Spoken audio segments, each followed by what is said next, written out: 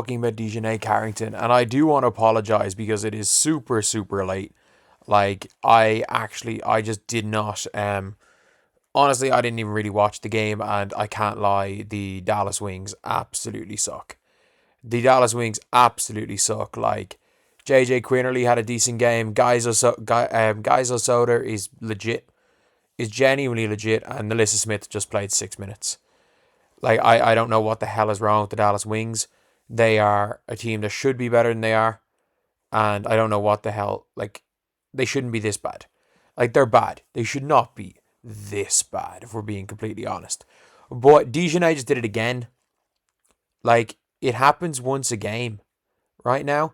And how Dijonai Carrington did not get called for a flagrant foul like on this, she has the greatest whistle of all time because, like, look, how many times does this need to happen before, like,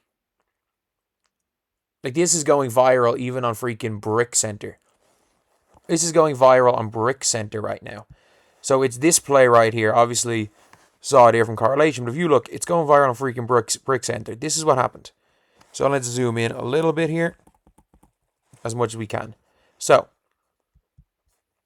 Dijonai Carrington loses the ball. And she yanks Sarah Ashley Barker down by the hair. She yanks her down by the hair. Like, I'm sorry.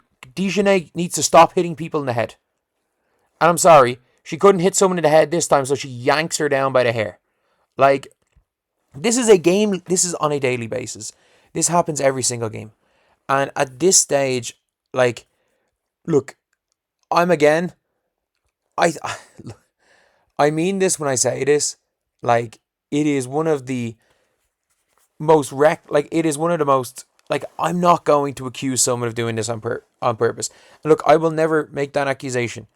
But I mean, at this stage, I'm not going to argue for her. She just yanked. In the last 2 games, she has landing zone fouled somebody, smacked someone in the head, and dragged someone down by the hair.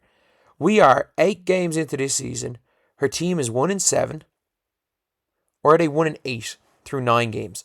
But she is committed. She's had 1 flagrant foul rescinded, has gone on Twitter to say she's not a dirty player, and then, so they're 1-8.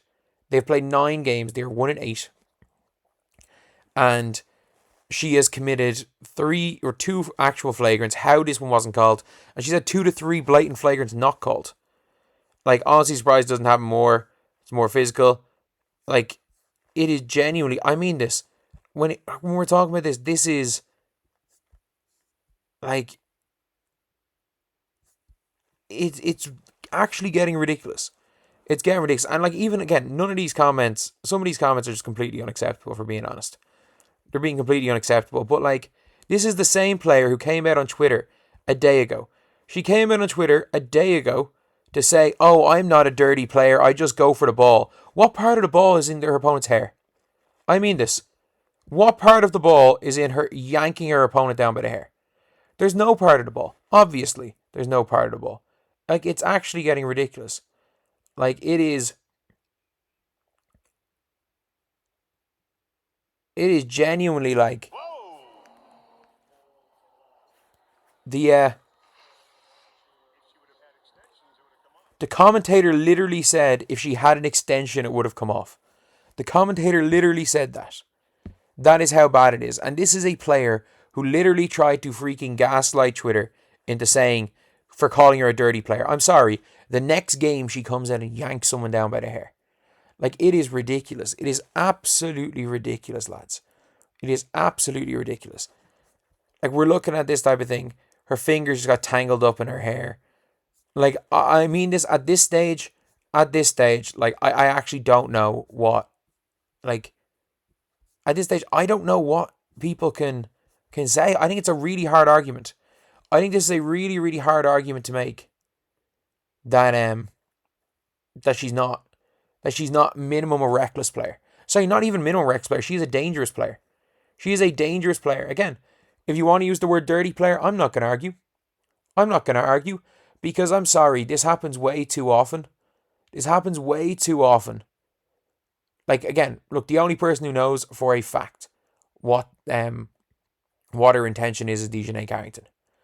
But like, she's either an incredibly dirty player, or she is the clumsiest basketball player, the clumsiest player to ever grace the WNBA.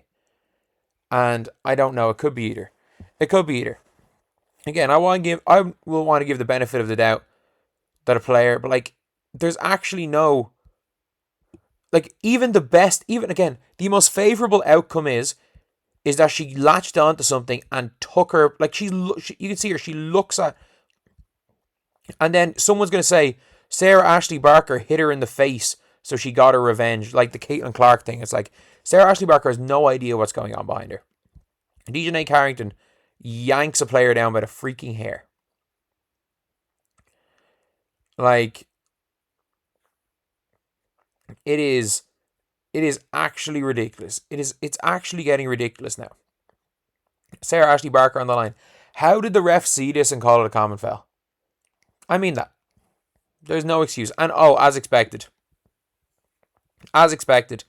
it was when the Sparks pulled away. So this is a real close game. As expected, it was when the Sparks pulled away. Of course. Like, of course. It is when her team is losing.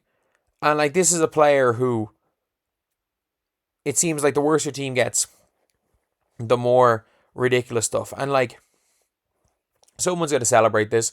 Someone's going to say, oh, this is nothing. But I'm sorry.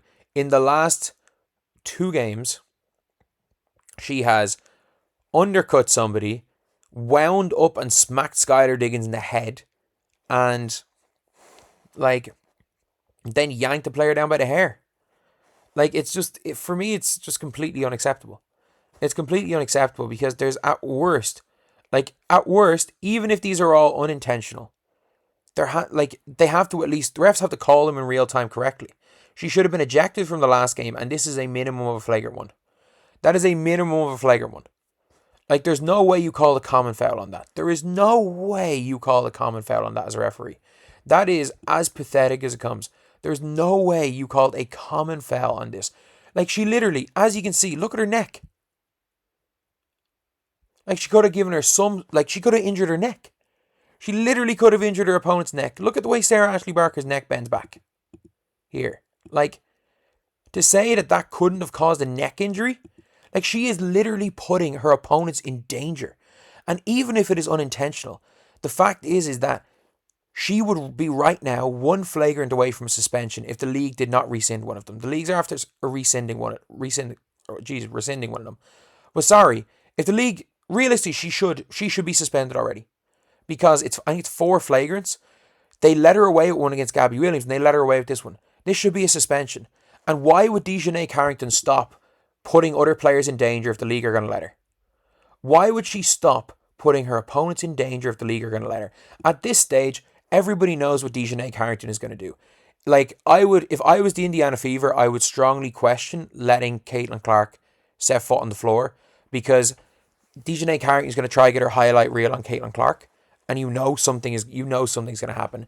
If I'm like, I'm just trying to think what players, like, if I'm like, there are definitely teams where I'm like, obviously, I was about to say if I'm Dallas, but she plays for Dallas. Heck, if Dallas, sometimes she puts her own player in danger. She nearly took Paige out of it. Like, I'm trying to give a guard. If I'm New York, I'm strongly considering having Breanna just not play when she's on the floor. Like, there are literally teams where I'm like, if you've got a dynamic guard, just sit them out. Just sit them out of this game, because there is a legit chance that they could get taken out of it by Dijonai Carrington. And what's it going to take? Is it going to take a player getting a neck injury? Is it going to take a player getting a head injury? Is it going to take a player getting hurt by getting taken out of the air before the WNBA does something? Because they're so into getting this, like, getting this reputation as a tough league, that they're letting a player go out there and attack people and attack people's heads. Like, it is an embarrassment from the league. And at this stage, I don't even blame Dijonai Carrington, because she knows she's going to get away with it. This is on the WNBA, and this is especially on the referees for not having the balls to actually call one of the most dangerous players in the league flagrants.